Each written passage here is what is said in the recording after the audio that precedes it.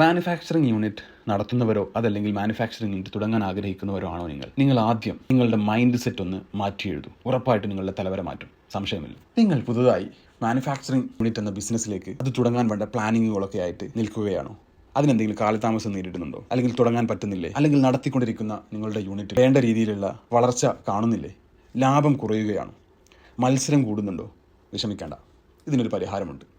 ആ താക്കോൽ നിങ്ങളുടെ കയ്യിൽ തന്നെയുണ്ട്. നമസ്കാരം.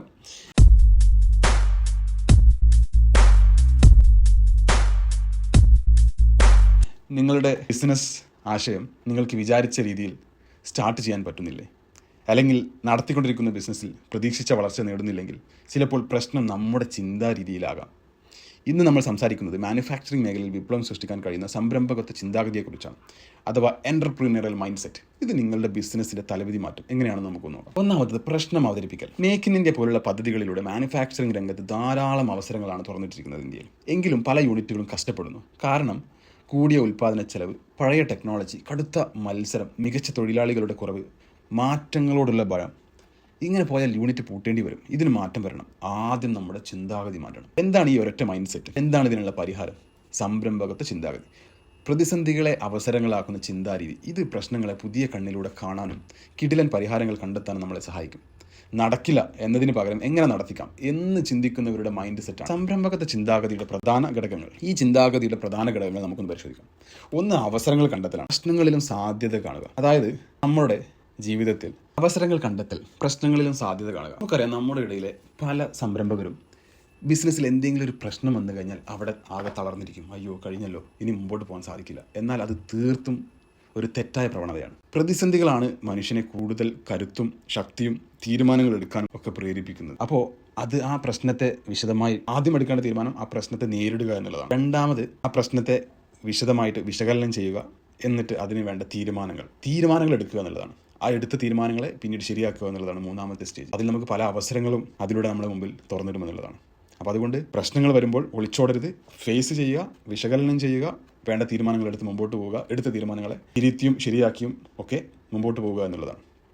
രണ്ടാമത്തത്, ചിന്താഗതി, പുതിയ ചിന്തകൾ, വ്യത്യസ്തമായി ചിന്തിച്ച് പുതുമകൾ കൊണ്ടുവരിക എന്നുള്ളതാണ്. നമുക്കറിയാം, നമ്മുടെ ഈ ലോകം ഇന്ന് ദൈനംദിനം വളരെ വേഗത്തിൽ നമുക്കൊക്കെ ചിന്തിക്കാൻ പറ്റുന്നതിലധികം വേഗതയിൽ മാറിക്കൊണ്ടിരിക്കുകയാണ്.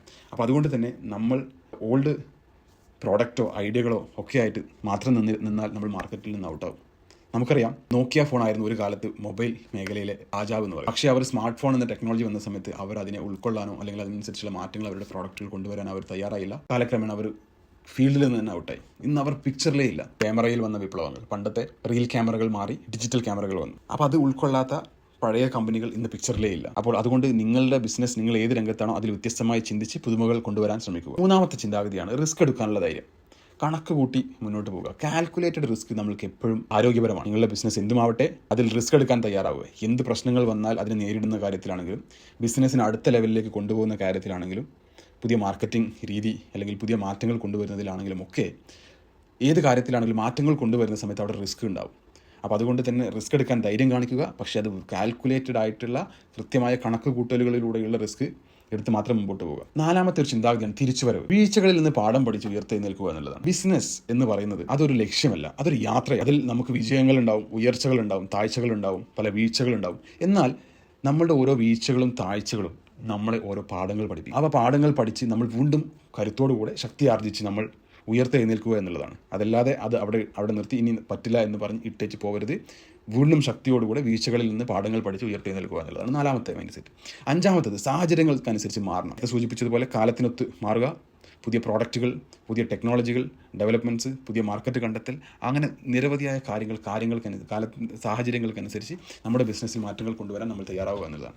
ആറാമത്തത്, കർമ്മോത്സുകത. അതായത് ആ ആശയങ്ങൾ വേഗത്തിൽ പ്രാവർത്തികമാക്കുക എന്നുള്ളതാണ്. നമുക്കറിയാം, ഇന്ന് ടെക്നോളജികൾ, ആശയങ്ങൾ, ഐഡിയകൾ നേരത്തെ പറഞ്ഞതുപോലെ തന്നെ ദൈനംദിനം മാറിക്കൊണ്ടിരിക്കുകയാണ്. സൂപ്പർ ഫാസ്റ്റ് സ്പീഡിലാണ് പോയിക്കൊണ്ടിരിക്കുന്നത്. എന്ത് പുതിയ ആശയങ്ങൾ കൊണ്ടുവന്നു കഴിഞ്ഞാലും അത് എത്രയും പെട്ടെന്ന് പ്രാവർത്തികമാക്കുന്നത്, മാർക്കറ്റിലേക്ക് കൊണ്ടുവരുന്നത് ആരാണോ അവരാണ് വിജയിക്കുക. ആദ്യം കൊണ്ടുവരുന്ന ആളുകൾക്ക് പ്രോബ്ലംസ് ഉണ്ടാവും, പക്ഷേ അവർക്കത് തിരുത്താനുള്ള സമയം വേഗത്തിലായിരിക്കും. അപ്പോൾ അവർക്കായിരിക്കും കൂടുതൽ ലാഭം എപ്പോഴും. അപ്പോൾ അതുകൊണ്ട് തന്നെ എപ്പോഴും ഒന്നാമത് ആവശ്യം. അടുത്ത മൈൻഡ് സെറ്റ്, ഏഴാമത്തെ മൈൻഡ് സെറ്റാണ് നിരന്തര പഠനം. എപ്പോഴും പുതിയ കാര്യങ്ങൾ പഠിച്ചുകൊണ്ടേയിരിക്കണം. നമുക്കറിയാം ഏതൊരു കമ്പനിയിലാണെങ്കിലും അതിൽ R&D, research and development sections വേണം. അപ്പോൾ നമ്മൾ പഠിച്ചുകൊണ്ടേയിരിക്കണം. പുതിയ പ്രൊഡക്റ്റിൻ്റെ കാര്യത്തിലാണെങ്കിലും മാർക്കറ്റിൽ എന്ത് നടക്കുന്നു, അതുപോലെ തന്നെ പുതിയ പുതിയ സ്കില്ലുകൾ, കഴിവുകൾ നമ്മൾ ഉണ്ടാക്കിയെടുക്കണം. നമുക്ക് മുന്നേറണോ, നമ്മൾ സ്ഥിരം ചെയ്തുകൊണ്ടിരിക്കുന്നതിൽ നിന്ന് മാറി നമുക്ക് പുതിയ കഴിവുകൾ ഉണ്ടായാൽ മാത്രമേ നമുക്ക് ഉയരങ്ങളിലേക്ക് എത്താനോ അല്ലെങ്കിൽ നമ്മുടെ ബിസിനസ് സ്കെയിൽ ചെയ്യാനേ പറ്റുള്ളൂ. അപ്പോൾ അതിന് നിരന്തര പഠനം അത്യാവശ്യമാണ്. എട്ടാമത്തത് പ്രശ്നപരിഹാരം. വെല്ലുവിളികൾക്ക് ക്രിയാത്മക പരിഹാരം കാണുക എന്നുള്ളതാണ്. പ്രോബ്ലംസ് വരുന്ന സമയത്ത് അതിനെ നേരിട്ട് വിശകലനം ചെയ്ത് അതിന് വേണ്ട പരിഹാരങ്ങൾ കാണാൻ ശ്രമിക്കുക. ഈ ഒരു മൈൻഡ്. അപ്പോൾ നമ്മൾ 8 മൈൻഡ് സെറ്റ് നമ്മൾ പഠിച്ചു. അവസരങ്ങൾ കണ്ടെത്തൽ, പ്രശ്നങ്ങളിൽ നിന്ന് അവസരങ്ങൾ കണ്ടെത്തൽ ഒന്നാമത്തത്. രണ്ടാമത്തത് പുതിയ ചിന്തകൾ, വ്യത്യസ്തമായിട്ട് ചിന്തിച്ച് പുതുമകൾ കൊണ്ടുവരാൻ, ഇന്നോവേറ്റീവ് ആയിട്ടുള്ള ഐഡിയകൾ കൊണ്ടുവരാൻ ശ്രമിക്കുക. മൂന്നാമത് റിസ്ക് എടുക്കാനുള്ള, കാൽക്കുലേറ്റഡ് റിസ്ക് എടുക്കാനുള്ള ധൈര്യം കാണിക്കുക. നാലാമത്തത് വീഴ്ചകളിൽ നിന്ന് പാഠങ്ങൾ ഉൾക്കൊണ്ട് തിരിച്ചു വരാൻ ശ്രമിക്കുക. അഞ്ചാമത്തത് സാഹചര്യങ്ങൾക്കനുസരിച്ച് മാറുക, കാലത്തിനൊത്ത് മാറാൻ ശ്രമിക്കുക.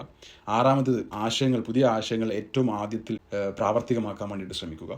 ഏഴാമത്തത് നിരന്തര പഠനം, പുതിയ കാര്യങ്ങൾ പഠിച്ചുകൊണ്ടേയിരിക്കുക. എട്ടാമത്തത് പ്രോബ്ലം സോൾവിങ്. എന്ത് പ്രോബ്ലംസ് ആണെങ്കിലും അതിനെ പ്രാക്ടിക്കലായിട്ട് അതിനെ സൊല്യൂഷൻസ് കണ്ട് മുന്നേറുക എന്നുള്ളതാണ്. അടുത്തത് എങ്ങനെ ഈ മൈൻഡ് സെറ്റ് ഒക്കെ വളർത്തിയെടുക്കാം എന്നുള്ളതാണ്. വീഴ്ചകളെ പാഠങ്ങളാക്കുക, പുതിയ ഐഡിയകൾക്ക് അവസരം നൽകുക, ചെറിയ റിസ്കുകൾ എടുത്ത് പഠിക്കുക, എനിക്ക് വളരാൻ പറ്റുമെന്ന് വിശ്വസിക്കുക. നമ്മൾ മെൻ്റലി നല്ല ഉത്തമ വിശ്വാസമുള്ളവരായിരിക്കണം. എനിക്ക് വളരാൻ പറ്റും. പ്രശ്നങ്ങൾ പരിഹാരം കണ്ടെത്താൻ ശ്രമിക്കുക. വൈകാരിക ബുദ്ധി മെച്ചപ്പെടുത്തുക. ഇമോഷണൽ ഇൻ്റലിജൻസ് എന്ന് പറയും. വൈകാരിക ബുദ്ധി നമ്മൾ കൂടുതൽ മെച്ചപ്പെടുത്തുക. പിന്നെ വിജയിച്ചവരിൽ നിന്ന് പഠിക്കുക, ബന്ധങ്ങൾ സ്ഥാപിക്കുക. നെറ്റ്വർക്ക്, ഇന്നത്തെ കാലത്ത് ഒരുപാട് നെറ്റ്വർക്കിംഗ് പ്ലാറ്റ്ഫോമുകൾ നമുക്ക് അവൈലബിൾ ആണ്. ബിസിനസ്സിൽ വിജയിച്ച ആളുകളുമായിട്ടുള്ള നെറ്റ്വർക്ക് ഉണ്ടാക്കുക. അവരുടെ ഇൻസ്പിറേഷണൽ സ്റ്റോറീസ്, സക്സസ് സ്റ്റോറീസ് ഒക്കെ വായിക്കുക. അതിൽ നിന്നുള്ള പാഠങ്ങൾ അവർ നമ്മുടെയൊക്കെ മുമ്പേ സഞ്ചരിച്ചവരും പഠിച്ച് ശരിയാക്കി വിജയിച്ചവരുമാണ്. അപ്പോൾ അവരുടെ സ്റ്റോറികൾ കേൾക്കുന്നതും പഠിക്കുന്നതും അവരിൽ നിന്ന് കേട്ട് പഠിക്കുന്നതൊക്കെ നമ്മൾക്ക് അവർ നേരിട്ട പ്രതിസന്ധികളും പ്രയാസങ്ങളും നമ്മുടെ യാത്രയിൽ നിന്ന് ഒഴിവാക്കാൻ ഒരു പരിധിവരെ സഹായിക്കും. ബിസിനസ് ഉടമകൾക്കും മാനേജർമാർക്കും ഇത് എങ്ങനെ സ്ഥാപനത്തിൽ വളർത്താമെന്ന്, അതായത് നമ്മൾ ഒരു ബിസിനസ് നടത്തുമ്പോൾ ആ ബിസിനസ്സിൻ്റെ ഓണേഴ്സിന് ഉണ്ടാവുന്ന അതേ മൈൻഡ് സെറ്റ് തന്നെ അവരുടെ ടീം മെമ്പേഴ്സിനും ഉണ്ടായാൽ മാത്രമേ ആ ബിസിനസ് ഒരേപോലെ ഒരേ ദിശയിൽ ഒരേ സ്പീഡിൽ സഞ്ചരിക്കാൻ പറ്റുള്ളൂ. അതല്ലാന്നുണ്ടെങ്കിൽ ബിസിനസ് ഓണേഴ്സ് വളരെ മുന്നിൽ അവരുടെ ചിന്താഗതിയും കാര്യങ്ങളൊക്കെ സെറ്റ് ചെയ്ത് മുന്നോട്ട് പോകുമ്പോൾ അവരുടെ കൂടെയുള്ള ടീം മെമ്പേഴ്സിന് ആ ചിന്താഗതിയിലേക്ക് എത്താൻ പ്രയാസമുണ്ടാവും. അത് അതിൻ്റെ വേഗത്തെ കുറയ്ക്കുന്ന ഒരു സിറ്റുവേഷൻ ഉണ്ട്. അപ്പോൾ ഇതെങ്ങനെ നമുക്ക് അവരിലേക്കും നമ്മുടെ ടീം മെമ്പേഴ്സിലേക്കും ഇത് എത്തിക്കാമെന്നുള്ളതാണ്. പുതിയ ഐഡിയകളെ പ്രോത്സാഹിപ്പിക്കുക മെമ്പേഴ്സിൻ്റെ. അതുപോലെ തന്നെ നിരന്തരമായിട്ടുള്ള പരിശീലനങ്ങളും പുതിയ ടൂൾസുകളും ഒക്കെ ടീം മെമ്പേഴ്സിന് നൽകിക്കൊണ്ടിരിക്കുക. അതിനുള്ള ട്രെയിനിങ്ങുകളും കോച്ചിങ്ങുകളും ഒക്കെ നൽകുക. അതുപോലെ തന്നെ സ്വയം നമ്മൾ മാതൃകയാവുക. പരീക്ഷണങ്ങളെ പ്രോത്സാഹിപ്പിക്കുക. ഡാറ്റ ഉപയോഗിച്ച് തീരുമാനങ്ങൾ എടുക്കുന്ന ശീലം ഉണ്ടാക്കുക. കമ്പനിയിൽ റിയൽ ടൈം നമ്പേഴ്സ് വെച്ച് സ്ഥാപനത്തെ പഠനക്കളരിയാക്കുക. ടീം വർക്ക് പ്രോത്സാഹിപ്പിക്കുക. ഉദാഹരണ സഹിതം ഈ മൈൻഡ് സെറ്റ് എങ്ങനെ വിജയത്തിലേക്ക് നയിച്ചു. ആലപ്പുഴയിലെ കയർ യൂണിറ്റ് ഉടമ രാജപ്പൻ ചേട്ടൻ നഷ്ടത്തിലായിരുന്നു. ഒരു പരിശീലന പരിപാടിയിലൂടെ സംരംഭകത്വ ചിന്താഗതിയെക്കുറിച്ച് അറിഞ്ഞു. മാർക്കറ്റ് പഠിച്ച് പ്രകൃതി സൗഹൃദ ആകർഷകമായ പുതിയ കയർ ഉൽപ്പന്നങ്ങൾ ഉണ്ടാക്കി ഏൺലൈനിൽ വിൽപ്പന തുടങ്ങി. ക്വാളിറ്റിയിൽ ശ്രദ്ധിച്ചു. തിരിച്ചടികൾ ഉണ്ടായിട്ടും തളർന്നില്ല. ഇന്ന് അദ്ദേഹത്തിൻ്റെ യൂണിറ്റ് വൻ ലാഭത്തിലാണ്. ഉൽപ്പന്നങ്ങൾ വിദേശത്തും എത്തുന്നു. ചിന്താഗതി മാറ്റിയാൽ ഏത് പ്രതിസന്ധി മറികടക്കാമെന്നതിനുള്ള ഉദാഹരണമാണിത്. നിങ്ങളുടെ ബിസിനസ് യാത്രയിലെ വെല്ലുവിളികളും ഈ മൈൻഡ് സെറ്റിനെ കുറിച്ചുള്ള അഭിപ്രായങ്ങളും കമൻറ്റ് ചെയ്യൂ. മാനുഫാക്ചറിംഗിൽ ഈ മൈൻഡ് സെറ്റിന് എന്തുകൊണ്ട് പ്രധാനം? മാനുഫാക്ചറിംഗിൽ ഈ മൈൻഡ് സെറ്റ് പ്രധാനം കാരണം പുതിയ കണ്ടുപിടുത്തങ്ങൾക്ക് വഴിതെളിക്കും. മാനുഫാക്ചറിംഗിൽ ഒരു മാനുഫാക്ചറിംഗ് യൂണിറ്റുകളാണ് എപ്പോഴും മാർക്കറ്റിലേക്ക് പുതിയ പ്രോഡക്റ്റുകൾ കൊണ്ടുവരേണ്ടത്. അപ്പോൾ അതുകൊണ്ട് തന്നെ ബാക്കിയുള്ള ട്രേഡിങ്ങിലും സർവീസിലും ബിസിനസ് ചെയ്യുന്ന ആളുകളെക്കാൾ കൂടുതൽ എൻ്റർപ്രീനിയറൽ മൈൻഡ് സെറ്റ് കൂടുതൽ വേണ്ടത് മാനുഫാക്ചറിംഗ് രംഗത്ത് വർക്ക് ചെയ്യുന്നവരും ബിസിനസ് ചെയ്യുന്നവരുമാണ്. എന്നാലേ മാർക്കറ്റിൽ പിടിച്ചു നിൽക്കാൻ പറ്റുകയുള്ളൂ. മത്സരത്തിൽ പിടിച്ചു നിൽക്കാൻ സഹായിക്കും. ഇതൊക്കെ പ്രശ്നങ്ങൾക്ക് വേഗത്തിൽ പരിഹാരം കാണാൻ പറ്റും. അതിജീവന ശേഷി നൽകും. ഇന്ത്യ മാനുഫാക്ചറിംഗ് കുതിച്ചുചാടുന്ന തയ്യാറെടുക്കുമ്പോൾ ഈ ചിന്താഗതി തികച്ചും അനിവാര്യമാണ്. മാറ്റങ്ങൾ എത്രയും പെട്ടെന്ന് ഉൾക്കൊള്ളാനും ഒക്കെ നമുക്ക് ഈ ചിന്താഗതി അനിവാര്യമാണ്. മാനുഫാക്ചറിംഗ് രംഗത്തെ സംരംഭകത്വ ചിന്താഗതിയിലൂടെ എങ്ങനെ വിജയിക്കാം എന്ന് നമ്മൾ കണ്ടു. പ്രശ്നങ്ങളെ നേരിടുന്ന രീതിയാണ് പ്രധാനം. നിരന്തര ശ്രമവും പഠനവും തുറന്ന ചിന്തയും ഉണ്ടെങ്കിൽ ആർക്കും ഈ മൈൻഡ് സെറ്റ് വളർത്താം. വെല്ലുവിളികളെ അവസരങ്ങളാക്കി ധൈര്യമായി മുന്നോട്ട് പോകുക. വിജയം ഉറപ്പാണ്.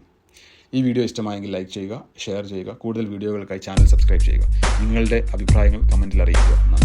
വരും ദിവസങ്ങളിൽ നല്ലൊരു മാനുഫാക്ചറിംഗ് ബിസിനസ് തുടങ്ങുന്നതിൻ്റെ സ്റ്റെപ്പ് ബൈ സ്റ്റെപ്പ് ഡീറ്റെയിൽ ആയിട്ടുള്ള വീഡിയോകൾ ഉണ്ടാവുന്നതാണ്. നാളെ are you ready to be a manufacturer? നിങ്ങളൊരു മാനുഫാക്ചറിംഗ് ബിസിനസ് തുടങ്ങാൻ റെഡിയാണോ?